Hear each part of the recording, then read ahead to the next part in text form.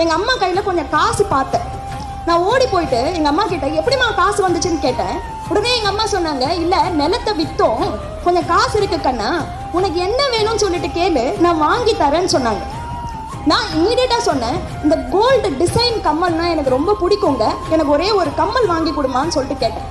கடைக்கு போனோம், 2-3 டிசைன் பிடிச்சிருந்துச்சி. ஒரு டிசைன் பெருசாக பார்த்து நான் வாங்கிக்கிட்டேன்.